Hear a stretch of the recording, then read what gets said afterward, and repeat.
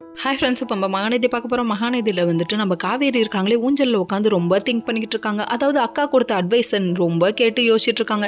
இப்போ என்ன பண்ணலாம், என்ன பண்ணலாம், என்ன பண்ணலாம், இது பண்ணலாமா, அது பண்ணலாமா, அது பண்ணலாமா, இது பண்ணலாமா, இப்படி பண்ணால் அப்படி ஆகுமா, அப்படி பண்ணால் இப்படி ஆகும். ஓவர் திங்கிங் உடம்புக்கு ஒத்துக்காம கொஞ்சம் நேரம் மூளையை கழட்டி மூளையில் வச்சுட்டு கொஞ்சம் நேரம் ஃப்ரீயாகுமா அப்படிங்கிற மாதிரி ஆயிடுச்சு. அந்த டைம் பார்த்து விஜய் வேறு, என்னம்மா ரிலாக்ஸ் ஆகிட்டியா, ஃப்ரீ ஆகிட்டியா, ஏன் ஒரு ஃபோன் கூட பண்ணலையே அப்படின்னு சொல்லி கேள்வி கேட்குறாரு.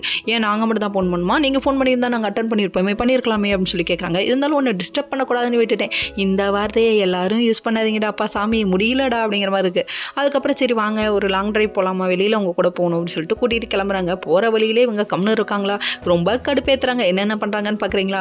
கீழே இறங்கி அப்செட்டாகவே வந்துட்டு இருந்தாங்க. என்னதாம்மா பிரச்சனை அப்படின்னு சொல்லி கேட்டதுக்கு, இவங்களுக்கு ரிங் கொடுத்ததெல்லாம் பிரச்சனை இல்லையா, அதாவது விலை மதிப்பே இல்லாததாக கொடுக்கணும், இப்போ கூட தரலாம் அப்படின்னு சொல்லிட்டு அவர் சொன்னது முத்தத்தை. ஆனால் இவங்க என்ன நினைக்கிறாங்க, உன்னோட மொத்தமாக இருக்கிறது லைஃப்பில் இருக்கிறது வெண்ணிலா, அதை நான் தரேன் அப்படிங்கிறாரு.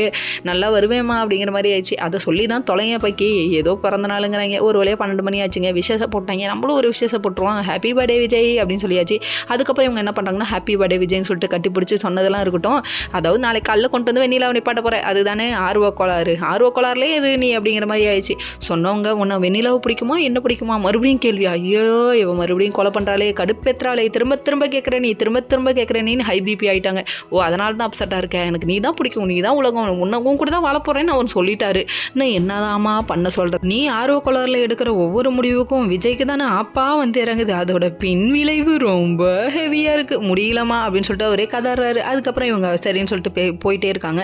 போகிற வழியில் பணக்கு போட்டுக்கிட்டாங்களாமா. அப்புறம் சரி வா காவேரின்னு சொல்லிட்டு இவங்க ஒரு பக்கம் சமாதானம் பண்ணிட்டு கிளம்பிட்டு இருக்காங்க. நாளைக்கு நடக்க போகிறத நினச்சி இன்னைக்கே அவங்க ஃபீல் பண்ணுறாங்க. ஃபீல் பண்ணாதீங்க, பார்த்துக்கலாம். Okay friends, next video